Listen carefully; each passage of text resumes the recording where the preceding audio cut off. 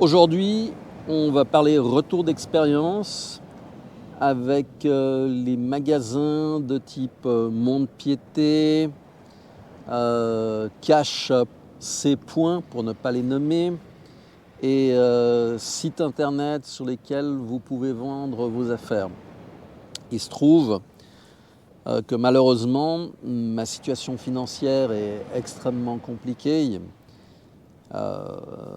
comme bon nombre de personnes, soyons réalistes. À l'heure actuelle, depuis que je suis rentré en Espagne, je vis sur les réserves de nourriture que j'avais accumulées. J'utilise l'essence que j'avais en réserve stratégique, dans des jerrycans. Et donc, je fais un repas par jour. Le bon côté des choses, c'est que j'ai déjà perdu 5 kilos sans aucun effort. Donc, c'est bien pour se remettre en forme. Et d'un autre côté, il y a toute cette dépense d'énergie pour trouver de l'argent relativement rapidement, pour éviter les arnaques, pour éviter les escrocs. Et c'est ce dont je vais essayer de vous parler maintenant. En fait, on a tous, pour la plupart d'entre nous, je dirais, les gens qui sont préparés, des réserves financières, mais qui ne sont pas forcément réalisables immédiatement. Ça peut être des crypto-monnaies, ça peut être de l'or, ça peut être de l'argent, ça peut être du matériel. Donc l'or, j'en ai plus. J'ai dû m'en défaire durant la pandémie, puisque depuis janvier 2020, j'ai plus de rentrée d'argent. L'argent que j'avais, la collection de pièces d'argent, c'est un de mes amis qui l'a accepté en dépôt en m'avançant une somme de manière à rembourser une partie de dette que j'avais. Et je lui en suis très très reconnaissant. Et il me restait donc que des choses que je possède. Il faut savoir que le prix que vous achetez un objet, peu importe, que ce soit un appareil photo, que ce soit un smartphone, que ce soit un véhicule, que ce soit vélo, donc moto, voiture, le prix qu'on vous demande à l'achat et le prix que vous pouvez espérer en tirer à la vente n'a strictement rien à voir. Donc j'avais j'ai une série d'objets. En fait, j'ai des radiateurs électriques que je n'utilise plus. En gros, ils m'ont coûté à peu près 300 € la pièce. Donc il y en a 3, ça fait 900 €. J'essaie de les vendre à 100 € à l'heure actuelle et les gens ne sont pas intéressés. Il faut savoir que la mentalité en Espagne est une mentalité pourrie. C'est-à-dire que les gens sont des profiteurs. Ils vont essayer de vous arnaquer par tous les moyens parce que ça fait partie de la culture locale. Oui. Donc, pour l'instant, je les garde. J'avais eu à l'époque le même problème avec des mineurs de Bitcoin qui m'avaient coûté 650 € la pièce et que je vendais à 150 € pièce. Et les gens chipotaient pour les payer 50 €, etc. À la fin, j'en ai tellement eu marre, j'ai pris un marteau et je les ai fracassés. Voilà. Vous arrivez à un tel niveau de frustration, je vais vous raconter une anecdote.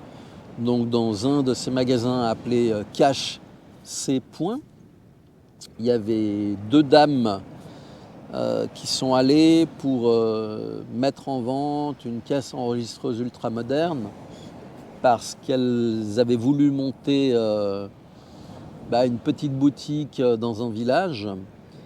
Et les autorités leur avaient posé tellement de problèmes de tous les côtés, il fallait payer tellement de taxes avant même de commencer, qu'elles avaient décidé d'arrêter leur projet. Et donc, cette caisse enregistreuse, elle demande une offre au responsable de la boutique. Et la réponse tombe, 40 euros. Ce sont des appareils qui valent 600, voire 1000 euros. C'est vraiment des appareils qui valent cher. Vous savez ce qu'elles ont fait? Elles ont pris la caisse enregistreuse, elles ont levé les bras, elles l'ont laissé tomber au sol. Broum! Cassé, fracassé. J'ai eu un de mes amis qui avait une collection de timbres de la guerre espagnole. Donc ce sont des timbres qui sont relativement rares, qui sont marqués, etc. Et qui avait été les vendre à Barcelone au marché. Et les gens qui s'y intéressaient lui avaient offert 10 euros pour la collection complète. Le copain a dit c'est comme ça, d'accord. C'est un fumeur, il a toujours un zippo et puis un petit récipient d'essence. Il a arrosé d'essence l'album de timbres et il a foutu le feu à tous les timbres devant les gens. Et les gens hurlaient qu'il ne fallait pas faire ça, qu'il était complètement fou. Attendez, on vous offrait 10 euros pour quelque chose qui vaut largement plus. Donc je ne vais pas perdre mon temps, je vais le détruire. Comme ça, vous ne l'aurez pas, et moi non plus. Mais vous ne m'aurez pas arnaqué. En gros, c'est la démarche. Donc, pour ma part, j'avais une caméra, une petite caméra que j'avais payée quand même environ 500 euros avec les accessoires. Et puis, donc, chez Cash C, on m'en a proposé 100 euros. Donc, bien évidemment, j'ai dit non. J'avais mon détecteur de métaux avec la pelle pour le sable, avec le pointeur pour savoir exactement à quelle profondeur vous vous trouvez. Une fois que vous détectez un métal, vous devez vous rapprocher. Donc le gros détecteur ne sert plus pour ça. Vous utilisez des petits détecteurs.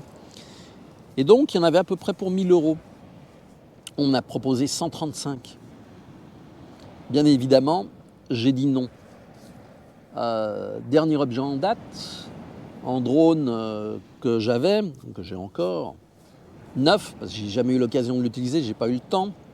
Il y en avait à peu près pour 450-500 euros avec les accessoires. On m'en a proposé 30 euros, toujours dans le même magasin. Alors, vous me direz, oui, tu as besoin d'argent, donc tu acceptes les conditions. En fait, ce genre de magasins font une estimation des produits que vous avez à vendre et ils vous donnent entre 8 à 15% de la valeur du produit à neuf, même si le produit est neuf. Il faut le savoir. Est-ce que c'est acceptable? Beaucoup de gens acceptent parce qu'ils ne se souviennent pas des prix, ou ils n'ont pas d'autres alternatives. Et donc, c'est un business qui est tout à fait malsain parce qu'on ne vous paye pas le prix réel. Alors, il existe des sites internet comme eBay, Le Bon Coin en France, Wallapop en Espagne, Portugal et Italie, si mes souvenirs sont bons. Donc moi, j'ai posté là-dessus les photos, les mêmes photos que j'avais utilisées auparavant. Et j'ai mis les prix qui me semblaient raisonnables. Alors,